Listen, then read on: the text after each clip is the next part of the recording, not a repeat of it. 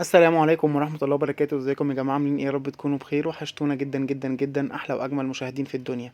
قبل اي حاجة طبعا احب اشكر كل الناس اللي دخلوا جداد عندنا في القناة وشرفونا باشتراكاتهم الجميلة اللي دايما بتسعد قلوبنا، ويا رب دايما كده نكون عند حسن ظن حضراتكم وقد الثقة الغالية اللي انتوا بتدوها لنا. بحب افكر حضراتكم دايما ان احنا بنستنى منكم الدعم باللايك والاشتراك في القناة وتفعيل زر الجرس عشان يجيلكم كل جديد من فيديوهاتنا. كمان بنستنى منكم تكتبوا لنا في كومنتاتكم الجميلة ارائكم اللي بتسعد قلوبنا في الوصفات اللي احنا بننزلها عندنا على القناة. تعالوا بقى النهارده مع بعض نعمل حاجه كده، اختراع جامد جدا. كل اللي هياكله مش هيتوقع ان هو معمول من البطاطس. هنعمل النهارده البرجر او البانيه الكداب زي ما بيقولوا، هنعمله من البطاطس. زي ما انتم شايفين كده. يلا بينا نصلي على رسولنا الكريم ونقول بسم الله ونشوف مقاديرنا النهارده عباره عن ايه. جبت بطاطس زي ما انتم شايفين كده وقطعتها حلقات او دواير، مش رفيعه قوي ومش تخينه قوي. انا عايزها تكون متوسطه الحجم في التقطيع علشان ما تتهريش عندي واحنا بنسلقها.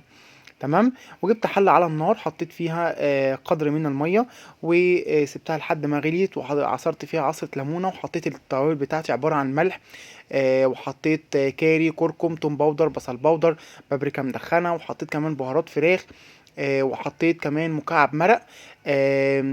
وانا هنا عايز اديها طعم الفراخ. انتوا بقى عايزين تحطوا بهارات لحمه ممكن تحطوا بهارات لحمه. ولو في سنة قرفة ممكن برضو تنفع جدا. وبعد كده نزلت بالبطاطس عندي في المية وهسيبها لحد ما تتسلق عندنا. وما بسيبهاش كتير، انا عايزها تستوي بنسبة 60%. يعني انزلها من عندي من على النار تكون متماسكة زي ما هي، ومش تكون مهرية وفي نفس الوقت تكون مستوية. هنا انا كنت نسيت مكعب المرق ورجعت حطيته تاني اهو مع حضراتكم. بيديني طعم حلو جدا. وناخد بالنا واحنا بنملح يا جماعة، ملحوا كويس، يعني ملحوها كويس، لان ايه؟ عشان ما تبقاش دلع معاكم. بعد كده هنعمل الخليط بتاعنا اللي هننزل فيه البطاطس قبل ما نحطها طبعا في البقسماط او في الحاجه اللي احنا هنقليها بيها. جبت عندي معلقتين 3 معالق كبار من الدقيق، عليهم 3 معالق كبار من النشا، وقلبتهم كده شويه مع بعض. وهنحط فيها توابل، نفس التوابل بتاعتنا اللي احنا حطيناها في السليق. حطيت ملح وفلفل اسود، وكمان هنحط بابريكا مدخنه. اللي عايز شطه يا جماعه يحط لو بيحبها سبايسي. وهحط كمان كزبره، انا نسيت اقول لكم ان احنا كمان حطينا معلقه صغيره من الكزبره. وحطيت توم باودر وحطيت بصل باودر، وحطيت كاري وحطيت كركم. الحاجات دي هتديني طعم حلو جدا للوصفه بتاعتنا. وكمان حطيت بهارات فراخ، دي بقى اللي انا زودت منها، حطيت منها 3 معالق صغيرين زي ما حضراتكم شايفين كده. وكمان مزودين منها في ميه السليق بتاعتنا علشان تاخد معايا نكهه آه، الفراخ. تمام كده. هقلب بقى الكلام ده كله كده مع بعض. وبعد كده هنزل انا عندي كوبايتين من الميه، وانا مش هحطهم كلهم. انا عايز الخليط بتاعي يكون مش تخين، يعني مش تخين قوي ومش خفيف قوي، يعني نقول متوسط.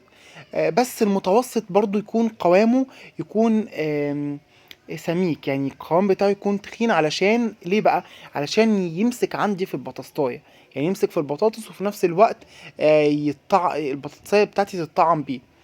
فانا هنا حطيت هي تقريبا الاربع معالق من الدقيق والنشا خدوا معايا كوبايه واحده بس من الميه، والكوبايه التانية انا ما استخدمتهاش. تمام. يبقى احنا نحط الميه بالتدريج لحد ما الدقيق بتاعنا ياخد قوام حلو. هنا بقى دوت ده الكريسبي، ده بيبقى موجود دلوقتي عند العطار. انا جايبه من عند العطار، مش جايبه جاهز يا جماعه، انا جايبه من عند العطار.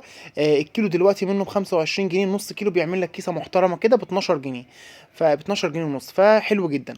وبعد كده جبت عندي بقسماط حار، فيجيتار حار، حطيت عندي كيسين. ممكن تحطوه ممكن لا، انا بحبه، بحب ان انا احط طعمه. بحب طعمه مع الكريسبي اللي احنا حاطينه ده. تمام كده. هنا بقى كنت البطاطس بتاعتي عملت فيها ايه؟ هقول لحضراتكم. البطاطس بتاعتي اول ما لاحظت انها استوت. شايفين سمك البطاطس اولا عامل ازاي؟ البطاطس متماسكه وفي نفس الوقت مستويه، مفيش واحده مني هتتكسر. تمام. طيب السبب في ده ايه؟ ده كده القوام بتاعنا اهو، شايفين سميك ازاي؟ انا عايزه بالسمك ده. اول ما البطاطس عندي دخلت في السوا، نزلتها عندي من النار، من على النار، وحطيتها في حمام ميه ساقعه على طول. ليه؟ علشان اوقف طبعا درجه السوا بتاعتها ما تسويش معايا اكتر من كده، وفي نفس الوقت ما تتهريش. فناخد بالنا كويس من كويس من الحته دي. اول ما البطاطس عندنا تنزل من على النار هنروح جايبين عندنا بوله فيها ميه ساقعه، وبعد كده نحط فيها البطاطس بتاعتنا. اولا هتخليها تتماسك مش تتهري مني، وفي نفس الوقت هتوقف لي درجه السوا بتاعتها، وهو ده اللي احنا عايزينه. بعد كده هاخد عندي البطاطس هنتبلها زي البانيه بالظبط. هنزل عندي في الخليط بتاعي اللي هو عباره عن ميه ودقيق ونشا وتوابل. وبعد كده هنزل عندي في الكريسبي بتاعنا، او زي ما بيقولوا عليه شبيه الكورن فليكس او الحاجات دي كلها. وممكن نحط بقسماط بس عادي مفيش مشكله، هتبقى حلوه جدا جدا جدا برضو كمان. لكم ان تتخيلوا بقى طعمها كان عامل ازاي. طعمها كان فوق الروعه. عايز اقول لكم ان كل اللي كل منها ما صدقش ان ده معمول من البطاطس. دي كمان يا جماعه وصفه ممكن تتعمل في رمضان، تتعمل في العزومه، في العزايم بتبقى حلوه جدا، شكلها حلو جدا، طعمها حلو جدا جدا جدا فوق ما تتخيلوا. فاحنا ممكن نعملها بالطريقه دي ونحطها عندنا في الفريزر، ونطلع منها على القلي على طول.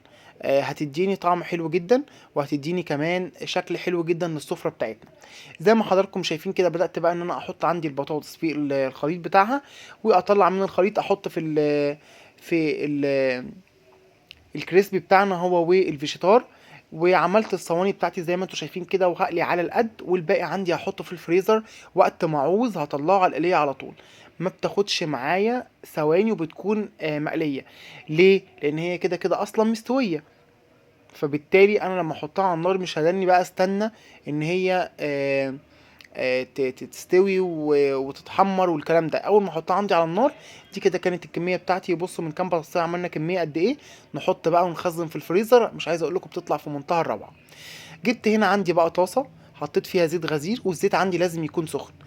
البطاطس هنا يا جماعه انا ليه ما سلقتهاش؟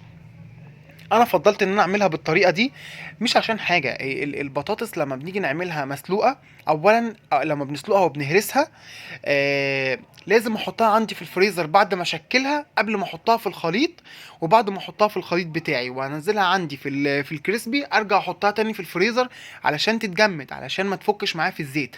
طب ما انا في غنى عن ده كله، انا ممكن اعملها بطريقه حلوه جدا زي ما انتم شايفين كده. ولا هتاخد معايا ان انا احط في الفريزر وبعد كده اطلع وبعد كده. لا، حلوه جدا وكمان متماسكه بطريقه مش طبيعيه. فانا ما احتاجتش معايا ان انا احط في الفريزر قبل ما اقلي ولا الكلام ده. زي ما انتم شايفين كده خلصت الكميه بتاعتي وقليت على طول، ولا فكت معايا، ولا الكفر بتاعها نزل، ولا اي حاجه. وكان لونها وريحتها وطعمها فوق الروعه. جربوها وان شاء الله هتعجبكم جدا جدا جدا، وهتنور رضاكم باذن الله. تمام. هنا كنت بشرح لحضراتكم طبعا اللي انا بقوله دلوقتي. هدني بقى اول ما احطها بس على النار ناخد بالنا ان احنا ما نقلبش فيها على طول. هستنى عندي لحد ما الكفر بتاعها يشد او تاخد لون جولد بسيط قوي، وبعد كده ابتدي اقلب على اليمه التانية. هقلب على اليمه التانية فيش 5 دقايق، اقل من 5 دقايق طبعا. وبعد كده هنطلعها عندنا على النار، وهوريكم دلوقتي واحده قبل ما نطلعها تبقى شكلها عامل ازاي. بالظبط اكننا بناكل اللي هو المنتجات 3 شيفس والحاجات دي. فظيعه، كان طعمها حلو جدا وشكلها حلو جدا. و... وما بانتش خالص انها بطاطس. والله عايز اقول لكم من غير حلفان يعني ما بانتش خالص ان هي بطاطس. كان كل اللي بيفتكر انها بانيه، او اللي هو المفروم فراخ اللي احنا بنجيبه من بره يعني. ده طبعا اوفر وانضف. بصوا شايفين الشكل عامل ازاي. بالظبط اكننا جايبين 3 شيفس من بره وبنقليه. ف مش معنى ان هي بطاطس مش هنعمل منها وصفة حلوة. لا، البطاطس بنطلع منها وصفات حلوة جدا. يمكن دي تالت حاجة او رابع حاجة من البطاطس نعمل بيها حاجة بديل الكفتة واللحمة والفراخ والحاجات دي. فجربوها وان شاء الله تعجبكم باذن الله. هنا بقى كنت هبتدي اطلع عندي، وهنا بطلع وانا مش بحط على ورق مناديل ولا حاجة، لان هي مش شاربة زيت. ودي من الميزه اللي فيها البطاطس لما بنيجي نسلقها ونهرسها ونحط عليها البهارات وندخلها الفريزر ونطلع وندخل ونطلع، بتشرب عندي زيت. هنا مش شاربه زيت خالص. هحط عندي بقى الكميه بقى زي ما انتم شايفين كده، مفيش حاجه بتتبقى عندي في الطبق. من الكفر بتاعها ما بيقعش منه حاجه، وزي ما انتم شايفين الزيت نظيف جدا، مفيش اي حاجه فيه من الكفر بتاعه وقع خالص. هنا كنت بقول لكم ريحته وطعمه ولا اروع. هنا عندي كنت خلصت الكميه بتاعتي زي ما انتم شايفين كده. ودي طبعا مش الكميه كلها، انا عينت الباقي عندي في الفريزر. حبيت بقى ادلع اخواتي واللي كلوا منها طبعا بالف هنا وشفا، وقلنا نعمل معاهم اعمل لهم سندوتشات كده برجر زي اللي بنجيبها من بره. واحلى كمان جبت عندي طماطم كده قطعتها، وممكن تحطوا كاتشب او مايونيز اللي موجود عندكم. انا صراحه ما كانش عندي كاتشب ومايونيز، مش معنى كده يعني مش هناكل سندوتشات برجر، لا هناكل. جبت عيش كيزر زي ما انتم شايفين كده، بس انا بحب ان انا ارش على الطماطم بتاعتي سنه فلفل وسنه كمون، بتديها طعم حلو جدا جدا جدا، وبتديها ريحه كمان حلوه قوي. فحطيت عندي كده اهوت معلقه من الفلفل الاسود، معلقه صغيره من الكمون، وقلبت الطماطم بتاعتي معاها. وهنبتدي بقى ان احنا نعمل السندوتشات بتاعتنا مع بعض زي ما انتوا هتشوفوا دلوقتي. انا هنا قلت هفتح لحضراتكم واحده علشان تشوفوها بتبقى عامله ازاي من جوه، مستويه جدا وباينه ان هي بانيه، يعني هي باينه ان هي بانيه.